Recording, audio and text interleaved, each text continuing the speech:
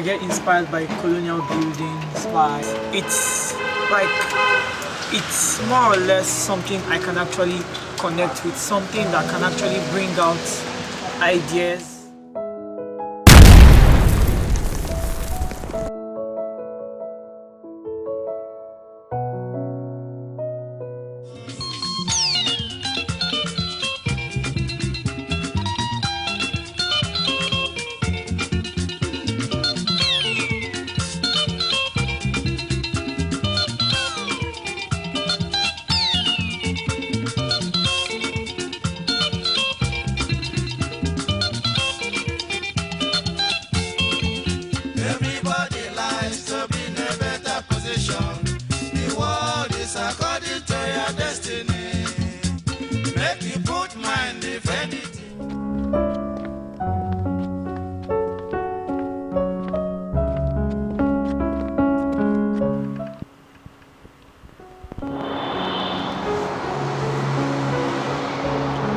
I am Kelechi Anabaronye, a cultural editor, an African traditional religion educationist, and an aficionado of all things historical.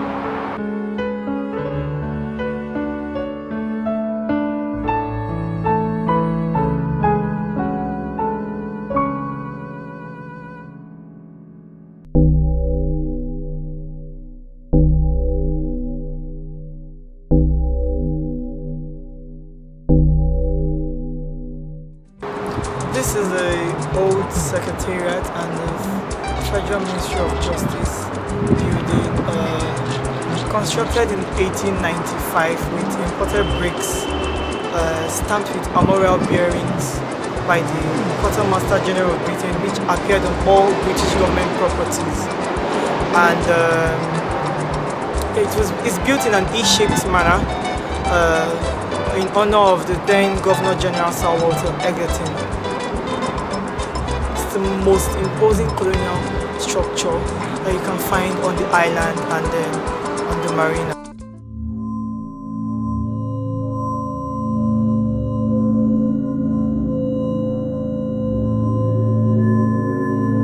Actually, most times feel like I'm empty, like I'm desolate, and then everything is just like blank around me. I have issues here, like most times, like recently I had a writer's block, and then I was talking to a writer like who is really good, and then he was like, just let it live its moment, and then I was like, okay, fine, I would just basically not try to write, because anytime I try to write, it's always like stressful, very, very stressful. My head is always burning, like it's in flames, and then if I write the first 5 lines, I just stop because nothing comes out again. And then my writer's block actually like led me on to like focusing on colonial buildings, like the photo documentary project I did for the Guardian Life.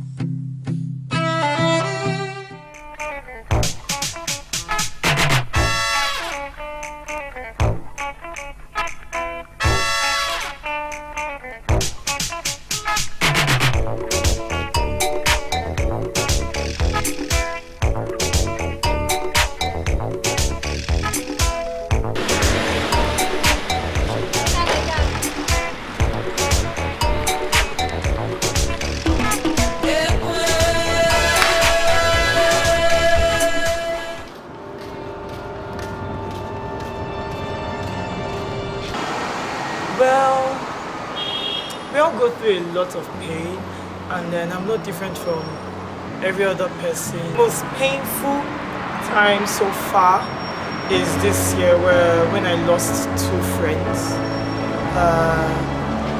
One in March and then I think one in January.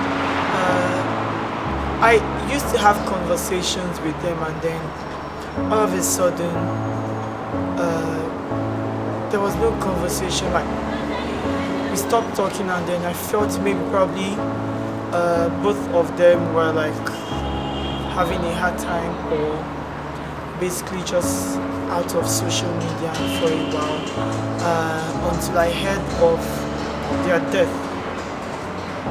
It was very painful for me because for the girl, she used to like encourage me, and then she was always anxious of reading most of my tales, and then like she was always like, Kelechi, any new story, like I really want to read. Like the last one I read, the last one you posted was really really amazing, and then where's the next one, like where's the continuation of it? And then it really intrigued me for someone who was really interested in my stories, and then all of a sudden I heard of her death, and then it was really painful for me because like she was really interested in my stories, and then she really used to encourage me and was always happy that I wrote from a very yesteryear perspective, and then most like every detail in my story was basically like from the olden days, and then it was really a hard time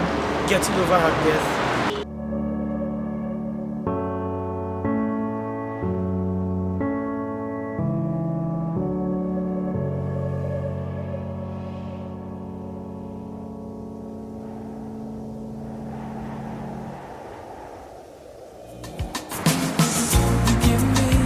You give me the sweetest taboo.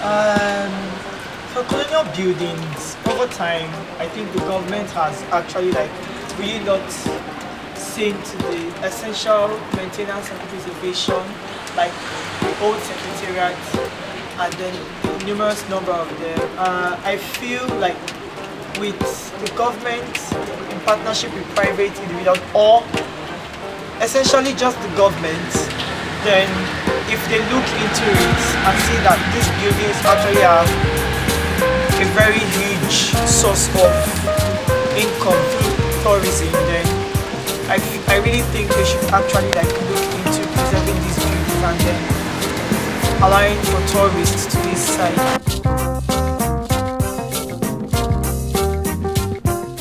I say, here do ever. They know my story. From old dogs to me, I be hustle to walk. Say, here do ever. Oh, me and city. From old dogs to me, we been hustle to walk. Taxis waiting down on the street, so hurry up, I have to go. Looking round, you see other people making faces very cool. Carry me away, far from the circles that never break. This is George's Hall. It was opened in 1907 by Sir Walter Egerton, then Governor General, and it is now used by the St. George's 3065 Lodge Association. Where the children run around, there's laughing in the crowd. I hope it still remains the same. Hey yo, hey yo, hey yo, hey yo. And there's something in the song that makes you feel at home, and that's what's coming.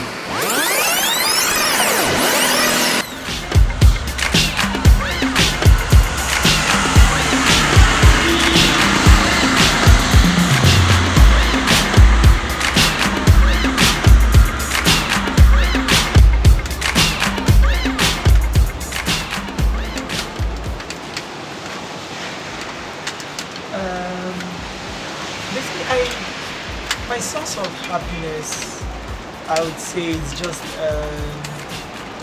it's scrolling through the internet and then looking at pictures of colonial Nigeria, post-independence Nigeria, Africa in the colonial era, and then basically things that just revolve around cool eras, Africa or Nigeria.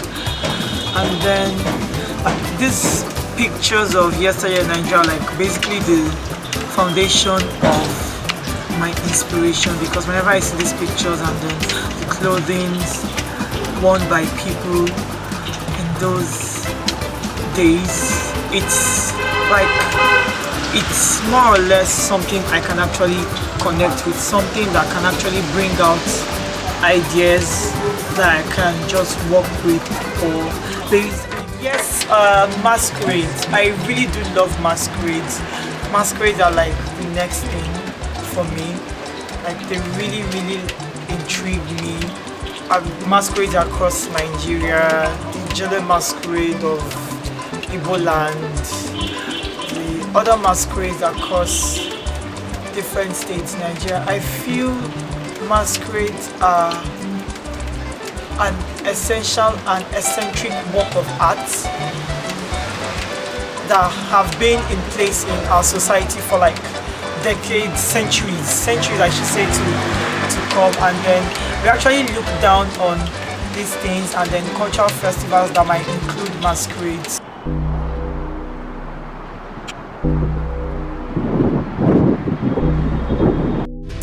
All night I've been trying to tell you the secret I can't ignore. So many reasons I wanna hold you, but the time I can't afford. Late 2014, when I started my blog, September 14, I started writing about traditional religion, specifically the Igbo traditional religion, Odinani. And it was really going well for me. People were really surprised that I'd taken that leap, a step forward to talking about our traditional religion, our heritage, which most of us actually are lacking behind, and then even what most of us don't really know about. I had to take that step to enlightening people about it.